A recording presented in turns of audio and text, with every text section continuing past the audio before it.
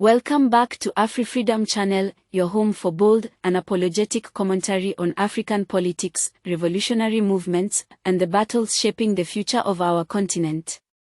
If you're new here, we urge you to like, share, and most importantly, subscribe to our channel so you never miss any of our critical and thought-provoking updates. And to our returning viewers, we see you, we appreciate you, and we thank you for standing with us in the struggle for truth and justice. Before we dive into today's issue, we ask you to engage with us in the comment section. Drop your opinions respectfully. This platform is built for radical engagement, but we encourage robust discussions rooted in mutual respect. The views expressed in this video are based on publicly available statements and social media posts. We aim to provoke thought and conversation, not to incite hatred or spread misinformation. All allegations or opinions mentioned remain those of the individuals quoted or paraphrased and are subject to verification. AfriFreedomChannel remains committed to fair analysis and intellectual honesty. Today, we address a growing tension within the economic freedom fighters, EFF, a party built on revolutionary zeal, yet increasingly haunted by internal fractures that may compromise its integrity. Comrades, all of this can only be achieved if you go and build strong branches. On this Workers' Day, as a ground force, commit to build a strong, functioning branch. Aryan launch the branch, Chamaneti, not bogus branches. Hamotwa launch bogus branch, go branching at TG, letama busiu, le launch a bogus branch. Let's worry, you have already lost elections because the branch the launcher, Kitona declaring Kadirisha 2026. We are starting the campaign now by launching legitimate branches. Now, I am going to suggest over this weekend, because we have a Central Command team meeting this weekend. Hurry. Har audit ya the branch. Har kagira 20 disqualified branches. The launch take the same person. That person must be charged. How can you have 20 branches that were all launched by you and then they don't pass audit? It's clear you are involved in sabotaging the organization. You are involved in killing the EFF. We want this organization alive. Rustenburg wants this organization alive. The people of Rustenburg have rejected the ANC. They are waiting for you to organize yourself much better. Then they will vote for you. They cannot vote for bogus branches. So fighters, Aryan Launcher organization. But I want to warn the Sub-Regional Interim Leadership Corps and the PCTs and CCT members. If branches fail, and amongst these branches, majority were launched by you, you are pushing. A recent post by @Colengwebu on X sharply reminded us that internal rot is not exclusive to high-profile figures like Floyd Shivambu. The post reads, fellow fighters, you can't be pointing fingers at Floyd Shivambu while building bogus branches yourself. You are the same WhatsApp group. This powerful critique lays bare a hypocrisy that could corrode the EFF from the inside. It begs the question, is the movement losing focus on grassroots empowerment while weaponizing internal conflict for factional power games? If bogus branches are being formed, who benefits, and at what cost to the movement's revolutionary foundation? Let's reflect, can a party genuinely advocate for economic freedom for the masses while tolerating internal fraud and manipulation? Or has the hunger for power overtaken the initial revolutionary mission? Now let's shift our focus to a second post that adds another layer to this unfolding drama. User made about Floyd Shivambu, I've made an offer to Floyd that the day you decide to come back, you're more than welcome to come back. This.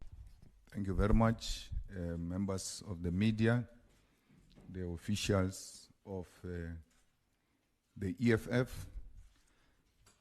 I stand before you to accept the decision of the Deputy President of the EFF, who has voluntarily resigned his positions and did not renew his membership.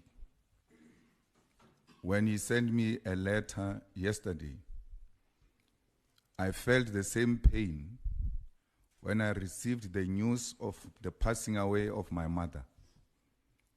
Because Floyd, to me, is not just a comrade, he's a brother. And he will remain a brother even when he pursues his political career differently. We formed this organization together. And I've told him that resigning from the EFF is equal to resigning from himself, because this is his organization. The constitution of the EFF does not allow people to resign and join other political parties and come back to the party. But I've made this offer to Floyd, that the day you decide to come back, you are more than welcome, because you are not a member, you are a founder of this political party. So you are not our enemy, will never be your enemies. We'll continue to engage on different political and personal issues. Floyd is not the only one. Jimmy Manyi has also resigned to go and join MK.